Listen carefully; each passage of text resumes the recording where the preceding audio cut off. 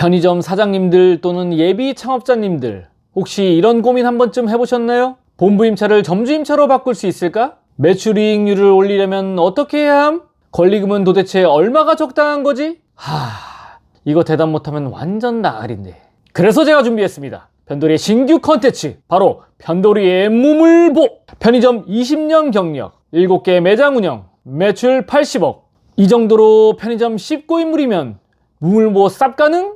어떠한 질문이라도 기가 막히고 코가 막히게 이 편돌이가 답변해 드립니다. 자, 그럼 편의점계의 고민 해결사 서장훈 빙의에서 편돌이 무물보 지금부터 시작합니다. 자, 첫 번째 질문. 본부임차입니다. 본사랑 건물주 계약기간이랑 제가 본부랑 계약기간이 똑같습니다. 10년 후에는 본부를 밀어내고 건물주랑 제가 계약하는 데는 아무 문제 없을까요? 네, 아무 문제가 없을 수가 없습니다. 당연히 문제가 있습니다. 먼저 질문 내용을 요약하면 결국 본부임차 계약 10년 후 건물주랑 직접 계약이 가능할까? 라는 질문입니다. 지금 즉시도 아니고 5년 후도 아니고 왜 10년 후인지는 모르겠으나 이분도 저처럼 큰 그림을 그리는 걸 좋아하시는 분인 것 같습니다. 빅픽처.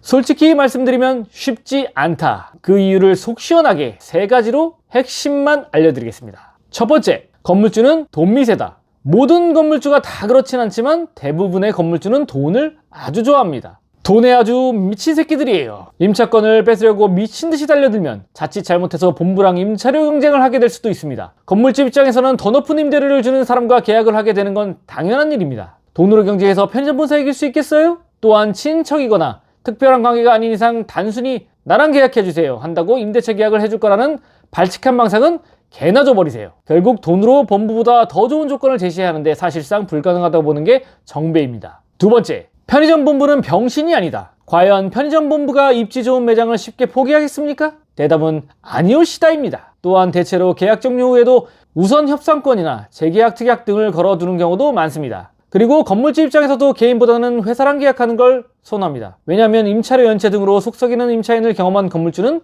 회사랑 계약해서 맘 편하게 임차료 받는 것을 선호하기 때문입니다. 세 번째, 임대료 폭탄 주의. 건물주랑 직접 계약하려다가 편의점 본사와 경쟁으로 인해 임대료가 왕창 올라버린다면? 그러면 본부 입장에서는 점주가 고스란히 인상분에 대해서 본부피 비율대로 피해를 떠안게 됩니다. 또한 본부에서도 점주에게 낙인을 찍혀 편의점 재계약 시에 계약 해지를 요구하거나 불리한 계약으로 돌아오게 될 수도 있습니다. 결국 신뢰도 잃고 돈도 잃고 혹대로 갔다가 혹 붙이고 오는 꼴이 되어버릴 수 있습니다. 편돌이야, 그래 임차권 뺏으려다 좆되는 거 알겠다. 그럼 대체 어쩌란 말이냐? 네, 임차권을 가져올 수 있는 방법은 사실 많지 않지만 그래도 할 수 있는 방법 3가지를 알려드리겠습니다.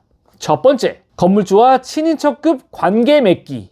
결국 임대차 계약도 사람이 하는 일입니다. 10년이라는 시간 동안 건물주와 좋은 관계 유지하면서 나랑 직접 계약하면 개이득이에요 라는 이미지를 심어주세요. 사실 본부랑 계약해야 개이득일 것 같은데? 아무튼 건물주 똥꼬를 뒤지게 빨아야 됩니다. 이렇게 더럽고 치사한 건물주 똥꼬 애무법 4가지. 첫 번째, 명절 때 선물 꼭 챙겨주고. 두 번째, 만나면 인사 잘하고. 세 번째, 가끔씩 안부 전화하고. 네 번째, 혹시 점포에서 만나게 되면 커피나 음료수도 한 잔 주면서 이빨 좀 털어주면 빡큐.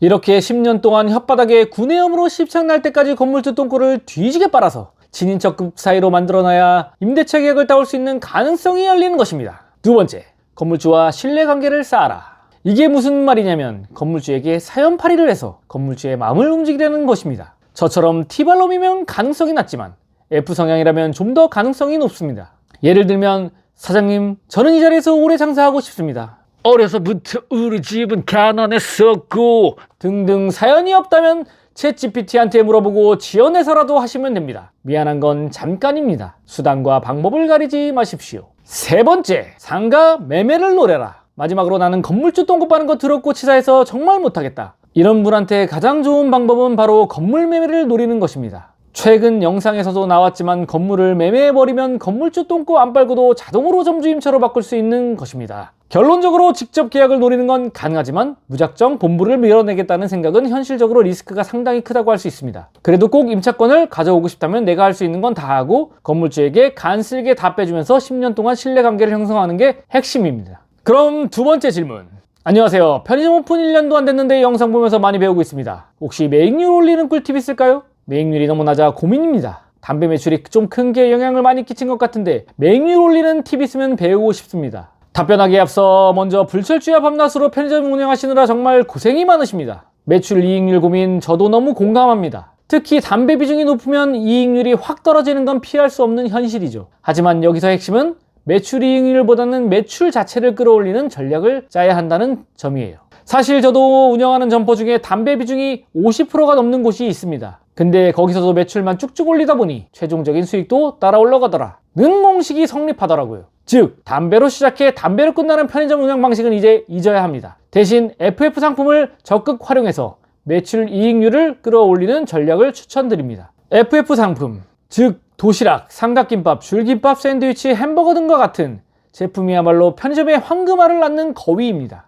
왜냐고요? 첫 번째, 이익률이 높다. 담배와 비교하면 이건 그냥 황금 마진입니다. 두 번째, 재구매율이 높다. 하루 한 끼를 책임지는 고객이 단골이 될 확률이 높습니다. 세 번째, 추가 구매를 유도한다. 도시락을 사면서 음료, 디저트까지 담게 되니까 객단가도 올라갑니다. 그럼 FF 상품은 매출을 어떻게 키울까? FF 상품 매출 키우는 방법 3가지 바로 들어갑니다. 첫 번째, 진열은 고객의 시선을 사로잡게. 도시락, 삼각김밥, 줄김밥 등 핵심 FF 상품은 눈에 잘 띄는 높이 황금존에 배치. 보기 좋은 떡이 먹기도 좋은 법입니다. 진열을 이쁘게 해놔야 판매도 잘 됩니다. 솔직히 너무 당연한 얘기지만 진열을 얘기하는 이유 중에 특히나 유통기한 때문에 냉장 1편 들어오면 바로 진열 안 하고 숨겨놨다가 진열하시는 사람도 있어서 넣었습니다. 무조건 풍성하게 진열을 해놔야 판매도 늘어납니다. 두 번째, 자동 발주를 무조건 활용해라. CEO와 GS25 기준으로 제 점포는 모든 상품을 자동 발주로 하고 있습니다. 물론 FF 상품도 마찬가지입니다. 매주 목표 발주량을 요일별로 자동 발주해 놓고 발주 완료된 수량을 발주 마감 전에 수동으로 매일 꼭 체크하셔야 합니다. 세 번째, 목표 폐기량을 꼭 체크해라. 그냥 여기서 딱 정해드리겠습니다. 폐기는 삼각김밥, 도시락김밥은 15%를 목표로 하시면 됩니다. 햄버거, 샌드위치는 유통기한이 2일 이상이기 때문에 목표 폐기율은 10%로 잡으시면 됩니다. 결국 폐기가 없으면 판매도 없습니다. FF 상품의 자동 발주와 폐기 목표 전환하는 방법 등 자동 발주에 관한 꿀팁들은 따로 영상을 만들어서 올릴 예정이기도 합니다. 여기서 설명하기에는 시간이 너무 많이 걸리니 양해 부탁드립니다. 이렇게 4년 동안은 매익률보다는 매출 성장에 올인해야 됩니다. 지금은 매익률에 집착하기보다는 매출 자체를 올리는 데 집중해야 할 시기입니다. 매출이 커지면 기본 수익이 올라가면서 고정비 부담이 줄고 점포 운영이 더 편해집니다. 또한 FF 상품 비중을 점진적으로 늘리면서 자연스럽게 매익률을 상승시킬 수 있습니다. 처음부터 매익률을 확 올리는 건 어렵습니다. 하지만 매출을 키우는 전략을 꾸준히 적용하다 보면 어느 순간 매출 이익률도 상승하는 걸 체감하게 될 것입니다. 모쪼록 파이팅 하십시오. 세 번째 질문, 1판매 240매장 권리매각 어느 정도 나올까요? 편의점 권리금 얼마가 적당할까? 와, 이거 진짜 많은 점주님들이 고민하는 부분이죠. 하지만 편의점 권리금은 상권, 매출, 이익률, 임대 조건 등 변수가 많긴 합니다. 근데 제가 누굽니까?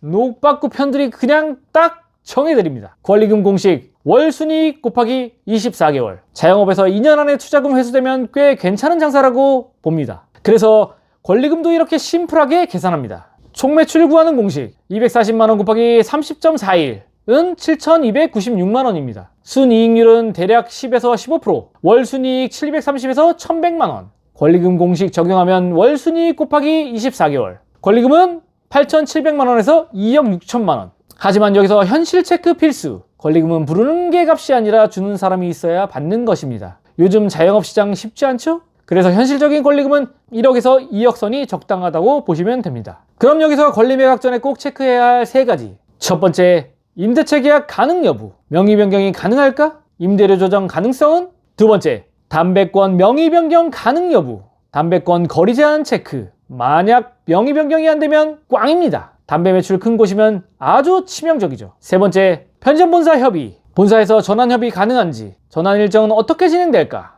여기서 특히 담배권 제대로 체크 안 하면 권리금만 날리는 게 아니라 권리 매각도 못하고 담배권만 고스란히 날리고 한강이 마려울 수 있습니다. 권리 매각 전에 위에 3가지 사항은 꼭 체크하셔서 성공적인 권리 매각하시길 바랍니다. 이상 편도리의 무물보 3가지 질문 시원하게 해치워버렸습니다. 편의점 운영 어렵지만 정확한 정보와 전략이 있으면 답이 보입니다. 혼자서 끙끙 앓지 말고 편도리 채널에서 끝까지 함께 달려봅시다. 앞으로도 궁금한 점 있으면 댓글로 남겨주세요. 어떤 질문이든 힘 닿는 데까지 댓글 달아드리겠습니다. 자, 그럼 오늘 영상 요약. 편의점에 관해 궁금한 게 생기면 고민하지 말고 무조건 이 편돌이에게 물어봐라. 편돌이의 무물보. 으아하하. 한참 동안 찾았던 근무자 전화기 꺼놓고 잠수를 타버렸지.